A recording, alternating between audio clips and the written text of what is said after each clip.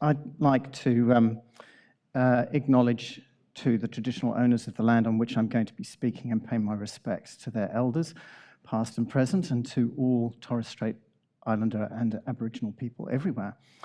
I'd also like to thank CARI, and in particular Louise and Vanessa, for inviting me, and to acknowledge Professor Scott Harrison, who is kindly here today. When Lee Lewis at the QT does the acknowledgement of country, she always says we're gathering on lands on which stories have been told for thousands of years.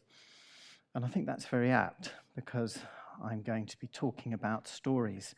Stories we can tell, and stories that we can't.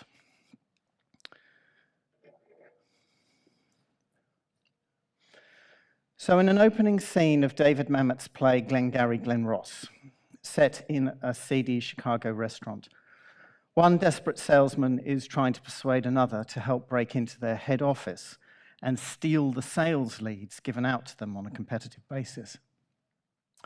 You get a feel for the luciferous atmosphere in the film, but I think it infinitely more powerful on stage. At the end of a long monologue describing how the theft can be accomplished, the second salesman declines to join in. So the first salesman says that he'll steal the leads anyway, then tell everyone the second one did it. His colleague protests. What did he do to deserve such appalling treatment? And the first replies, you listened. Narratives have a coercive dimension to them. Regardless of whether we believe them or not, like them or not, they structure our responses in prescriptive ways.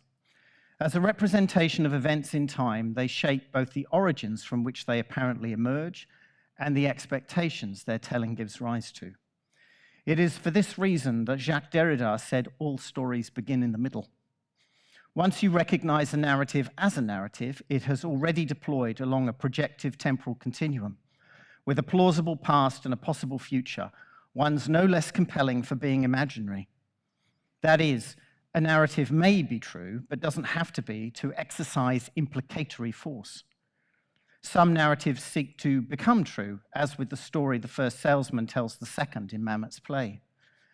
Others have a tangled relationship with truth as such, as if being true was only one thing they could be, and that selectively.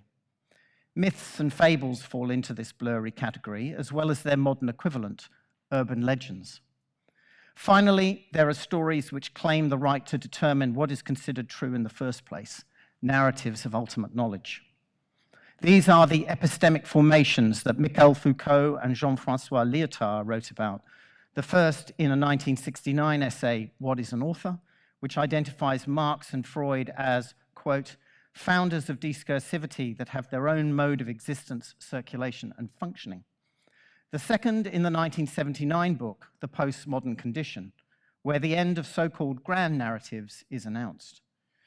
At the hands of these post-structuralists, and ones like Roland Barthes, Paul de Man, and Paul Ricoeur, the inner mechanics of narrative seem thoroughly exposed, or, to use a word once on the lips of every pub orator, demystified. In this lecture, I will talk about stories and their compelling power. When you spend a life as a theatre director and dramaturge working with them, you develop an artisanal perspective different from that of the philosopher, more zookeeper than zoologist. Narratives are time-binding devices par excellence, a means of conceptualizing what has happened in the past and what might happen in the future, such that these are imaginatively available to a species with weak powers of recollection. The problem with human memory, especially our episodic memory or emotional memory, is that neurophysiologically it makes no distinction between fact and fiction. We embellish the past or invent things, and when we imagine future events, these vary from the statistically probable to the freakily outlandish. Verification relies on intellectual prosthetics, what researchers call methodology, and is slow and laborious. In contrast, stories provide what cognitive scientists dub fluency heuristics. From these come the familiar viruses of the contemporary media sphere: fake news, misinformation, disinformation, deep fakes, conspiracy theories. Not every story is true, but every truth exists in a narrative flow.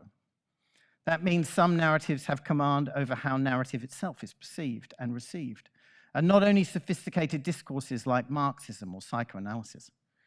We might ask which stories form the ground of thoughts and feelings we think we are generating on our own. Which stories claim other stories as part of their over-determining interpretive power.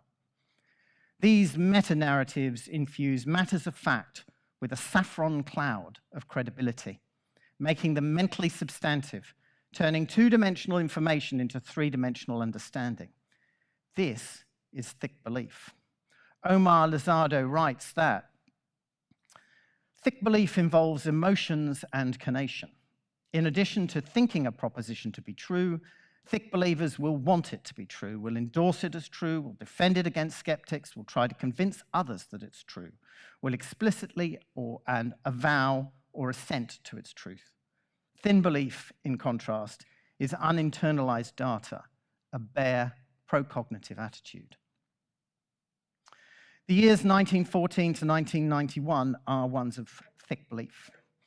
The historian Eric Hobsbawm names them the age of extremes, quote, a century of religious wars with intolerance as their chief characteristic.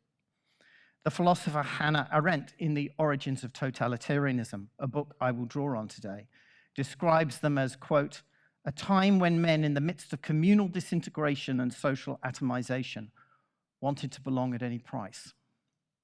In contrast, the years 1992 to 2023 are ones of thin belief, of ideological exhaustion and paralysis. This is a key insight for me and comes from my historical research into Australian arts and culture as I switch focus from the post-1945 decades to the interwar period, the crucible in which thick beliefs of all kinds were formed. We remain in a state of psychic shock over the horrors committed in the 20th century, sometimes by people with evil intent, more often by those who thought they were right, thereby warping the whole edifice of Kantian ethics, the idea of morality as such. Thin belief represents a flight from history and the responsibility of facing up to its consequences. The technological progress of the last 30 years has not been accompanied by an advancement in relative social practices, including memory practices, so that we are less united, less cohesive, less capable of forming what political scientist Ernesto Laclau called equivalential chains than our grandparents were 80 years ago. The politics of difference, identity, and individual interest is inert, perfunctory, in comparison to their class and mass politics, lacking in collective investment. In this, we resemble the pre-1914 generation in the so-called golden age of security.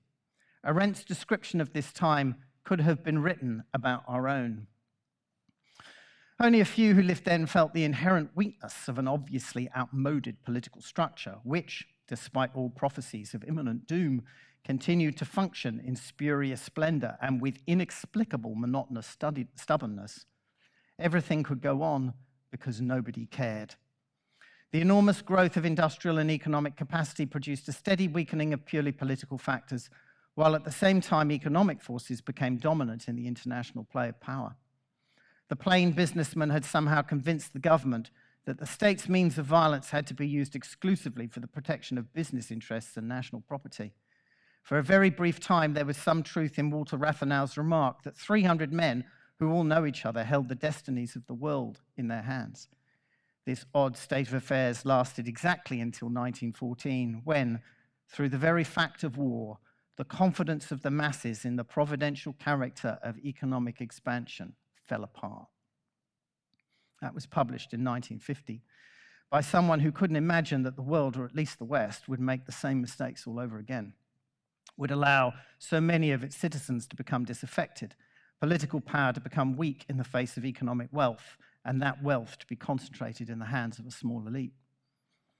Then, as now, people talked blithely of scientific and historical progress, of an international order too elaborated, sophisticated, interconnected to face serious existential threat. Disruption and unrest were welcomed, at least initially, as the necessary goads to a sluggish worldview.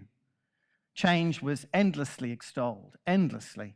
But when you look closely, you see it was just tinkering, incremental adjustments along well-established lines of thought that could not be fundamentally challenged or even debated, because thin belief is invariably accompanied by thin skin. The golden age of security resembles ours in mood, too. Big on displays of moral sentiment, slow to the point of halting in transforming concrete relations of power, which were monopolized then as now by professional politicians and bureaucrats living lives away from ordinary citizens, a bubble within a bubble. So these displays became verbal decor, the hypocrisy of la belle époque. Surface and show were everything, how one sounded and appeared. Sincere and truthful debate mattered less than avoiding mistakes and using a baroque language of formal deference. In a situation of entrenched economic inequality and low social mobility, the ethos of individual competition cooked things up. Arendt makes this crystal clear throughout her 600-page book. Personal competitiveness was the acid that, once released by the events of World War and economic depression, ate away the social bonds that seemed so immutable just a few years before. In the words of boxer Mike Tyson, everyone has a plan until they get punched in the face. The Great War was the golden age of security's punch in the face.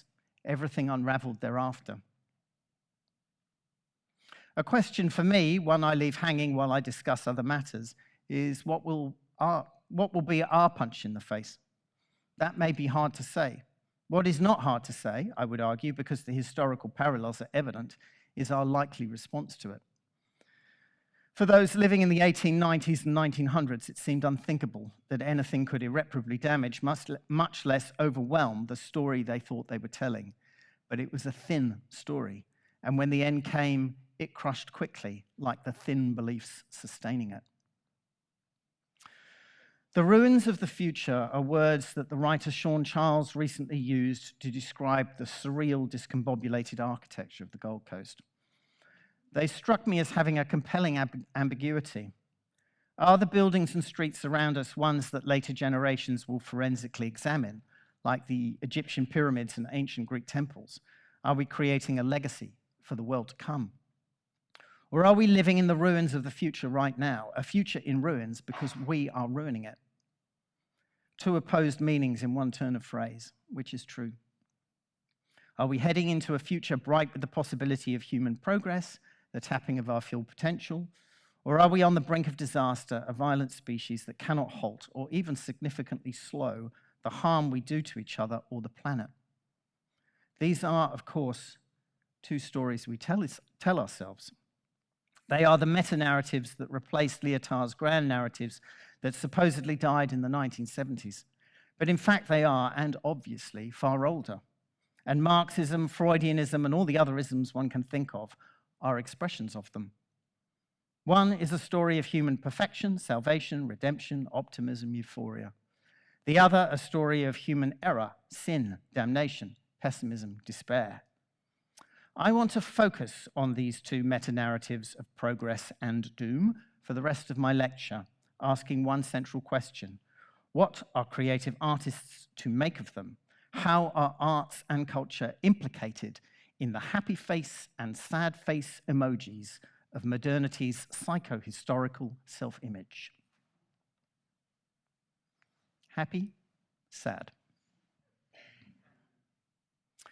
Now, I will not offer an analysis of the two meta-narratives themselves, other than to point out it is hard not to be sucked into their semantic orbits, to end up cheering or at least not openly opposing one story or the other.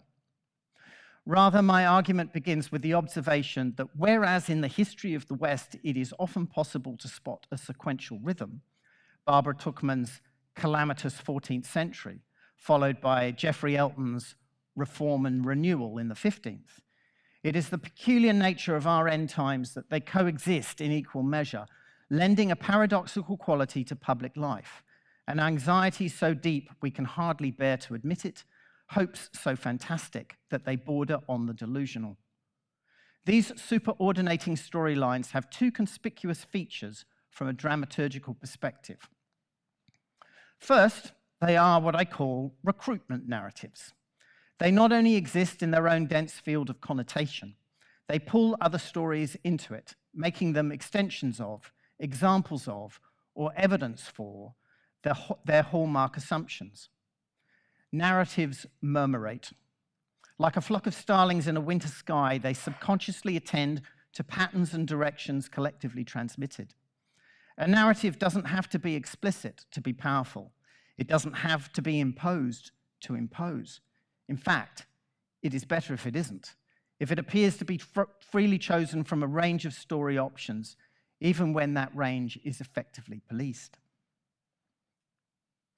Second, they exist in a realm of conditional if-then statements. If we embrace technological change, then we can colonize other planets. If we increase average wages, then the economy will spiral out of control. This is where the coercive power of meta-narratives is felt, at the moment of choice, individually and societally, and they act on it by the making of promises and threats. The implicatory force of conditional statements may thus be felt far along our decision pathways. Participation in a tributary story eventually leads to the core terrain. You don't have to believe in the progress meta-narrative to support its dominance by taking unlimited economic growth for granted, or the doom narrative by rejecting rational engagement with other political points of view. Recruitment and conditional statement making are a powerful combination, especially in an age of thin belief when moral principle typically comes second to strategic maneuvering anyway. What is it like to live in this era of double time, of coterminous triumph and disaster? It infuses in us not just feelings of doubt and insecurity, or even widespread instability and chaos. Its emotions are at once more choreographed and vertiginous, yet never reach the stage of open crisis or admit to one as a transformative experience. Within its cycle of frenetic but equivocal performativity, category boundaries break down. Not only is public speech debased, it is hard to make genre distinctions of any kind, to separate pathos from parody, sincerity from charade, truth from falsehood. Stretched particle thin in the wormhole of social media, signal and noise become interchangeable. Factual information becomes hard to verify. As a musical note is comprised of many sounds, many not musical at all, so truth in a public sense is the result of numerous contextual factors: social trust, institutional stability, journalistic values. These eroded, truth is lost as an achievable common goal. Wendy Brown calls this the politics of nihilism and argues it does not entail a depoliticization of contemporary existence, but quite the opposite. Within the monstrous one genre that is the death of all genres, everything becomes political. A hypertrophy that sucks in all aspects of our lives and makes them a target for doctrinal remark, especially intense, as in the golden age of security, around appropriate language use. What we see 40 years after Lyotard declared the death of grand narratives is not a genuine narrative pluralism, if we ever had that, but a ceaseless churn of stories of different moods and scopes that compete for public attention, while above them hover the controlling but paradoxical meta-narratives of progress and doom. This is confusion as norm, flicking unstably across two viscerally opposed ideas of modernity without generating a consensus ground to either accept or rebel against. It is no surprise that arts and culture can find no authentic place within this fugal worldview. Given the ascendancy of the progress and doom meta-narratives, there is now so much less to be said about what Max Weber called ultimate values. These have already been decided. There remains only the job of elaborating the subplots, of recruiting smaller stories to fit larger ones, either directly or by elective affinity.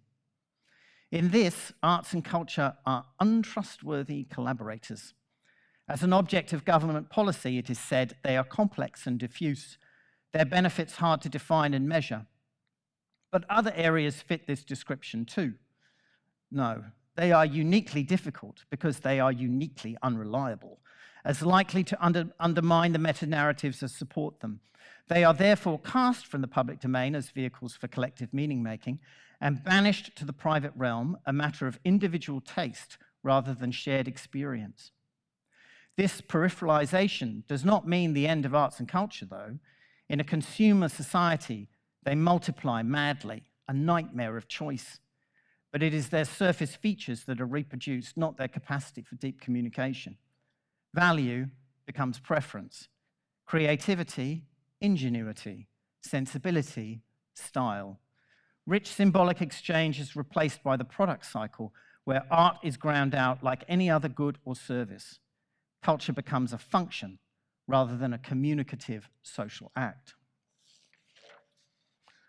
What I'm trying to do, from the standpoint of a theatre director and dramaturge, a hewer and drawer of stories and story tropes, is to provide a folk explanation for why the moment we are in seems puffed up yet paralyzed, one of simultaneous hypervigilance and extreme apathy, as Oliver Reeson says in his essay for the latest Griffith Review. On the suicide by self-immolation of the human rights lawyer and environmental activist David Buckle, he writes, "This is now a world of isolated statements, encouraging projections of the self, self-interest, self-care, and self-esteem. Simply having individual interests is now the only thing that unites us as a collective. An extreme action taken by an individual does not affect us because we cannot recognize it as something we would do, are doing, are ready to do. We categorize it as someone else's statement and move on." My argument is that the grip of modernity's contradictory meta-narratives is so all-consuming, it blots out telling different kinds of stories in the connective way that Reeson might hope for. Even when they escape recruitment and the coercion of if-then decision pathways, narratives that do not lead back to dominant meta-narratives read in an ugly word that has arrived in our vocabulary like a gob of snot as unrelatable. Before I turn to the place of creative artists in all of this, a few clarifications. First, a narrative need not be an extensive verbal structure. It can be one word, or one image, or one sound. By the same token, telling different stories isn't as simple as finding new things to narrate, portray, or compose. It involves escaping the semantic gravity of modernity's meta-narratives, of finding not only new tales to tell, but new ways of understanding their meaning, both as individuals and as a society. Third, there is no out in the partisan politics we have at present. All points of the political spectrum, but especially its extremes, have their own versions of the progress and doom meta-narratives. It is perhaps because of this that collective action to address common problems seems so impossible.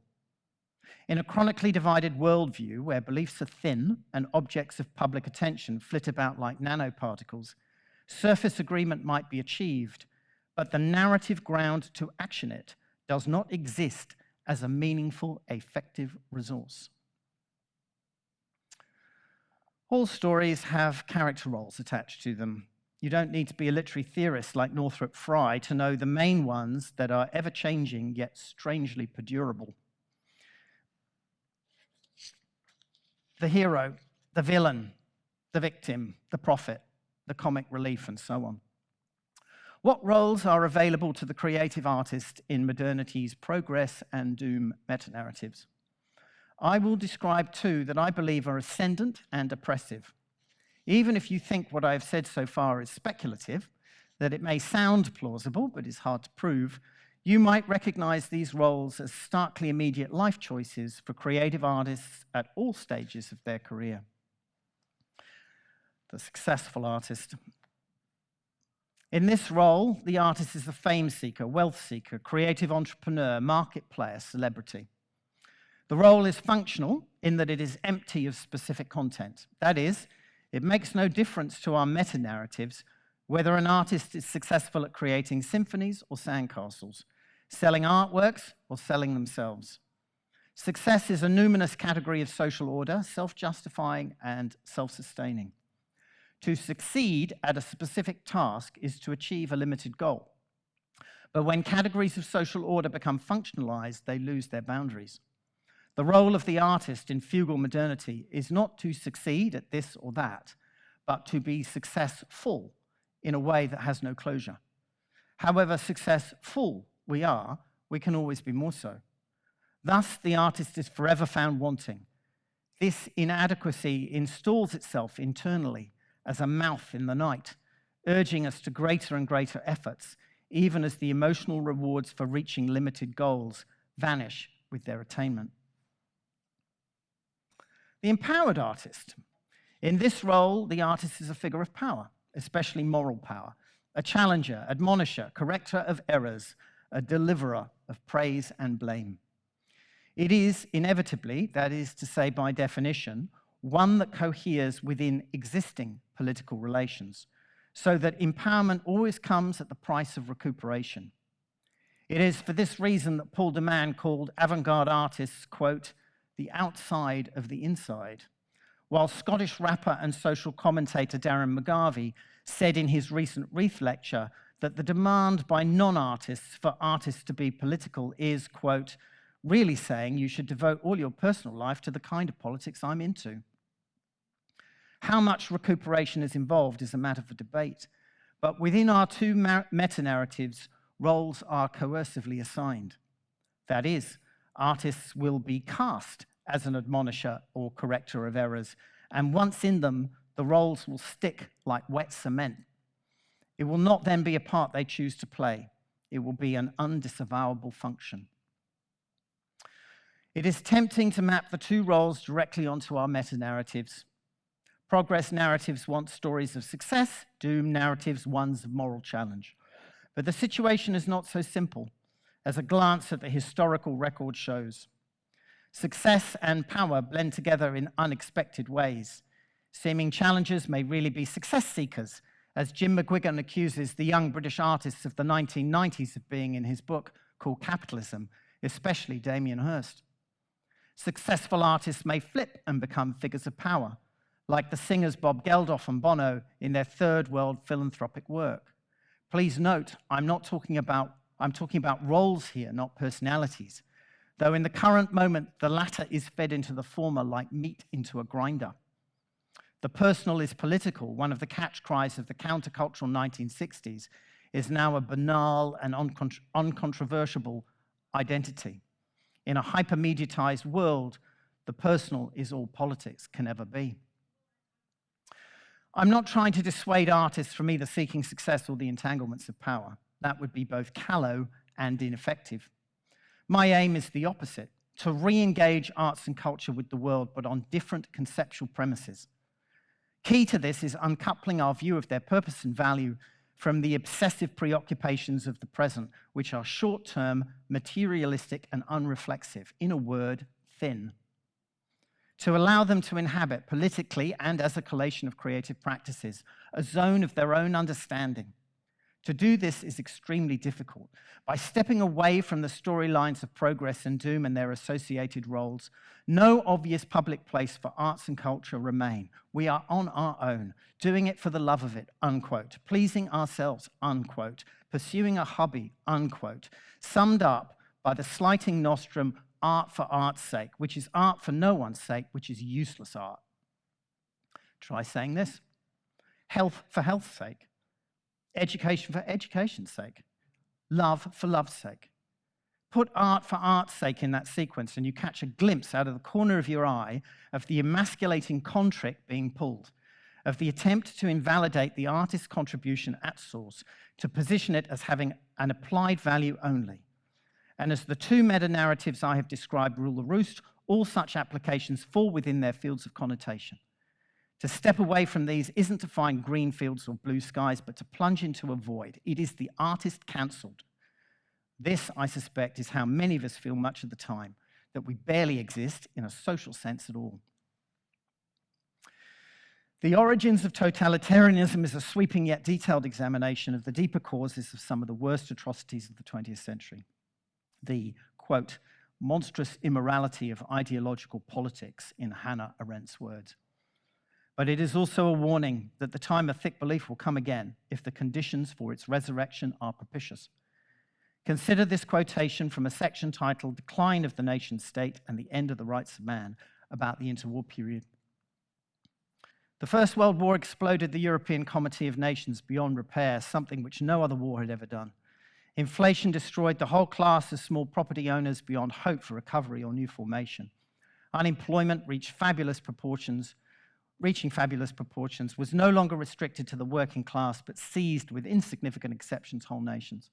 Civil wars, which ushered in and spread over the 20 years of uneasy peace, were not only bloodier and more cruel than all their predecessors, they were followed by migrations of groups who were welcomed nowhere and could be assimilated nowhere. Once they left their homeland, they remained homeless. Once they had left their state, they became stateless. Once they had been deprived of their human rights, they were rightless, the scum of the earth. Nothing which was being done, no matter how stupid, no matter how many people knew and foretold the consequences, could be undone or prevented. Every event had the finality of a last judgment, a judgment that was passed neither by God nor by the devil, but looked rather like the expression of some unredeemably stupid fatality. Hatred, certainly not lacking in the pre-war world, began to play a central role in public affairs everywhere, so that the political scene in these deceptively quiet years assumed the sordid and weird atmosphere of a Strindbergian family quarrel. Nothing perhaps illustrates the general disintegration of political life better than this vague, pervasive hatred of everybody and everything, without a focus for its passionate attention, with nobody to make responsible for the state of affairs, neither the government nor the bourgeoisie nor an outside power. It consequently turned in all directions, haphazardly and unpredictably, incapable of assuming an air of healthy indifference towards anything under the sun. You can go from this book, written over 70 years ago, to Wendy Brown's In the Ruins of Neoliberalism, The Rise of Anti-Democratic Politics in the West, written in 2019, and the tone and concerns are all but indistinguishable. It is as if Arendt has climbed out of her grave to point out that history is repeating itself. She uses the word mob, and part of her analysis of totalitarianism is an analysis of mob politics. I had presumed this to be an outmoded form of power until the election of Donald Trump and the invasion of Washington's Capitol building on the 6th of January 2021. The mob is back, as is tribal politics that Arendt says, quote, assuages the rightful apprehensions of modern men as to what might happen to them if, as isolated individuals in an atomized society, they are not protected by sheer numbers and enforced uniform coherence. And she is clear that simply generating more information will not address the problem, writing, quote, the more peoples know about one another, the less they want to recognize other peoples as their equal, the more they recoil from the idea of humanity. Now is a dangerous time for modernity to have an identity crisis, to literally not know whether it is coming or going, building the ruins of the future or ruining the future. Its embrace of two mutually incompatible versions of itself generates a social space that diminishes in collective choices the more it fills with administrative and technological detail, vitiating attempts to moderate our understanding of modernity in both directions as either an unparalleled good or an unutterable bad, and get to work finding the third way that Anthony Giddens called for in the 1990s, but whose practical politics has never been realized or, I would argue, even imagined. We are at the thin end of the age of thin belief. It is a fine line between believing in nothing and believing in anything, between respect for the other and weaponizing difference. The forces of mass ideological mobilization have been gunning their engines for some time in the Middle East, the Baltic states, China, in Russia. The origins of totalitarianism for Arendt lay in the political categories of class, race, and nation, which, in the 20th century, metastasized in unforeseen ways, producing maleficent forms of thick belief that were purblind, hysterical, and murderous. The challenge we face in the 21st century, and make no mistake about it, it is a cultural one from first to last, is to carefully thicken our collective life world so we have a rational but emotionally invested shared narrative to defend when our own 1914 finally punches us in the face. To sum up my core argument, Western artists have been conditioned to think of arts and culture in a certain way, a modern way, and it is hard for us to envisage what they might look like outside this constriction and confusion. As non-Indigenous folk, we may pay our respects to First Nations elders and peoples, but we believe in our hearts, though we might not admit it, that the embodied richness of their cultural relations is something forever out of our reach as a collective experience.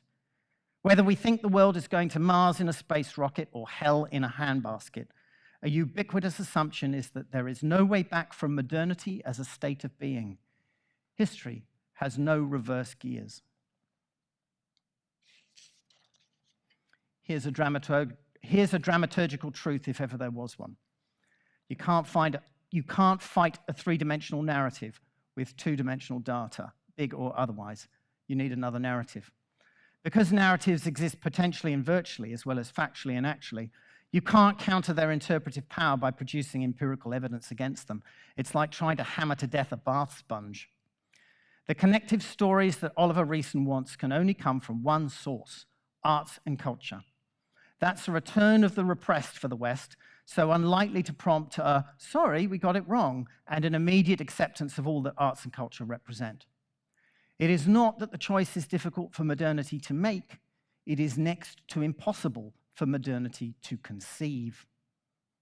But, as my directing teacher, the Japanese theater scholar Andrew Sabaki, used to tell me, if someone says, don't move or I'll shoot, what they really mean is they won't shoot until you move. So you have all that time to think. The political weakness of the creative arts is also their greatest strength. Their peripheralization by the meta-stories of progress and doom, an opportunity to find sources of renewal within, for themselves and for the world from which they are kept unnaturally apart. I call this culture's third space, and I identify it with creative arts research today, whose very weirdness, wobbliness, and lack of definition is potentially an antidote to modernity's imaginative logjam. What I say now will sound counterintuitive.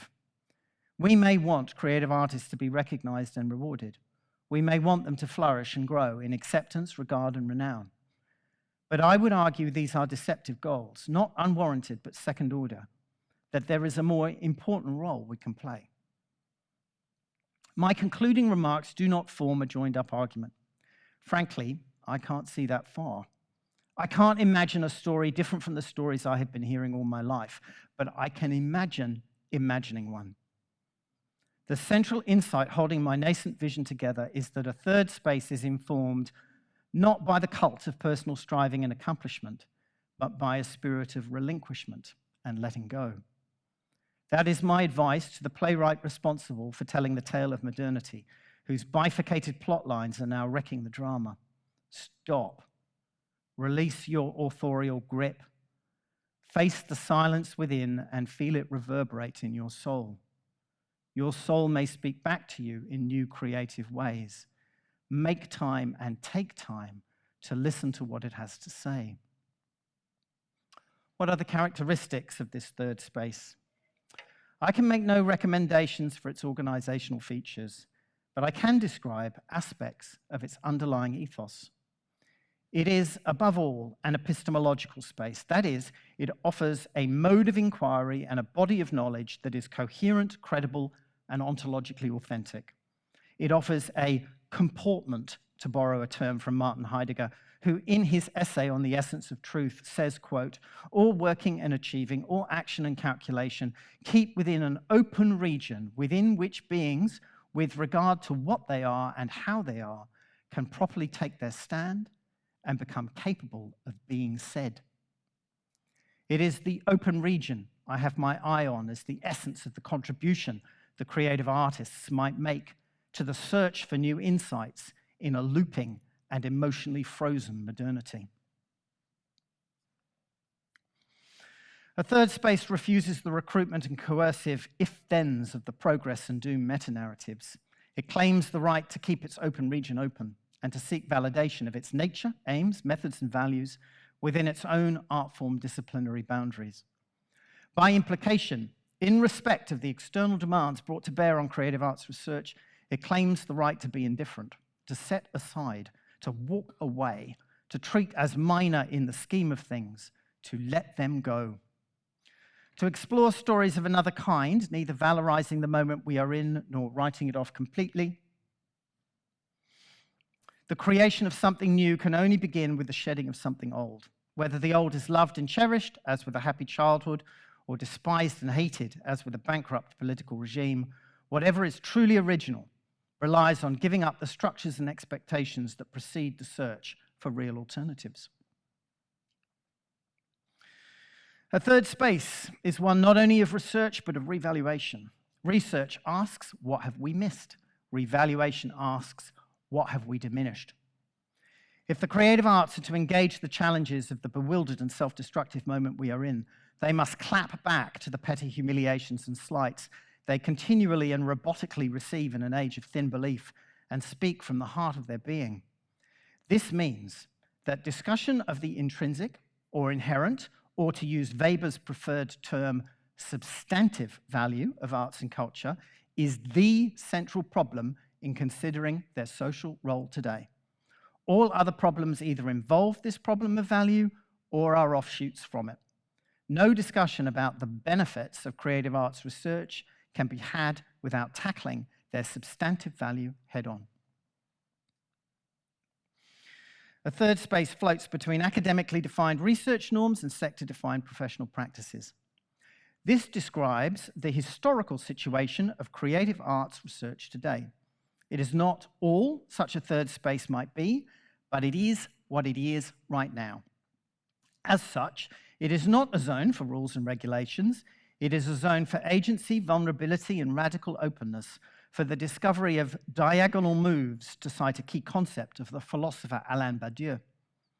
A third space is one that refuses to be partial to this or that art form, technology, style of inquiry, or skill set, and celebrates the act of creation itself, the magical darkness of artistic possibility, the void behind the form, the empty space, the blank page, the unplayed note, the imaginative miracle waiting to be born.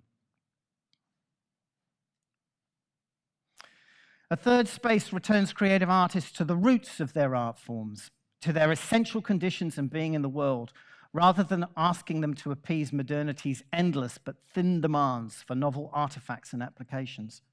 It asks itself this overriding question: what can art give the world at a supreme moment of need?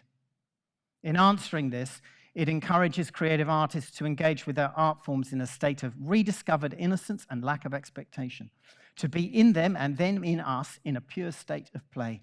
Absolutely art for art's sake, because everything purposive and valuable in culture is contained in the wonder of the primary encounter with it. A third space knows that hyper-individualism makes everything worse. The pursuit of competitive advantage is the hemlock in all endeavors of common cause, killing their collaborative spirit, setting artists against artists, applying a zero-sum logic to projects, teams, methods, anything. If we don't get our socially constructed faux Darwinian urges under control, we might as well admit defeat right now, because the planet can't stand it, and ultimately neither can we. There is no part of our day we are not being reviewed, ranked, assessed, compared, calculated, and computed. These actions, a means to an end, have become obsessive-compulsive, an end in themselves. While hyper-individualism has its grip on us, there can be no new stories, just the same stories over and over. In place of the pyrotechnics of the self that characterize how art is seen by modernity, a third space promotes intimacy, fragility, and warm cooperation. We are now at a point in our history when an association of individual interests is no substitute for a community of values. A third space is a space where we can begin to build one.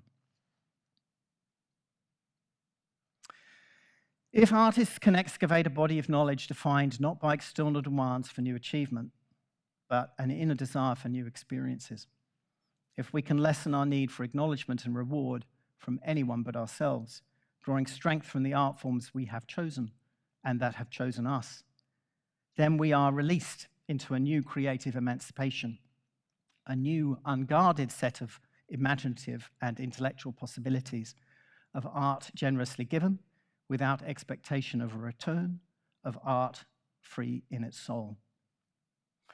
My vision for this third space is not a repudiation of politics, not at all.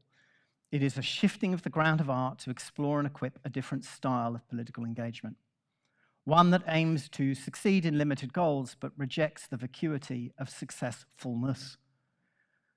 that does not presume a permanent role in existing power relations, but recognizes such a role can from time to time be claimed, that faces up to the memory and pain of all that our violent species has done to each other, to the earth, and to ourselves, and tries to make sense of it artistically, wound by wound, harm by harm, joy by joy. Prepositionally, it is a knowledge space with the world, not above it, not outside it, and certainly not beneath it. In his beautiful book, The Coming Community, Giorgio Agamben recounts a parable told to Walter Benjamin by the Jewish mystic Gershom Scholem. In the world to come, the Hasidim believe, everything there will be identical to as it is here, but a little different. The room will be the same, our clothes will be the same, everything will be as it is now, just a little different. What is new is a tiny displacement that transforms the reality we face on this earthly plane into one of messianic perfection. Agamben writes, this tiny displacement does not refer to the state of things, but to their sense and to their limits. It does not take place in things, but at their periphery, in the space of ease between everything and itself. Creative arts research, I believe, I know, offers precisely this space of ease. For in the immense shelter of our creative imaginations that need endorse neither progress nor doom, paradise nor dystopia, salvation nor catastrophe, but a world just a little bit better than this one, lies hope for an unruined future life, if only we can find the story to tell it.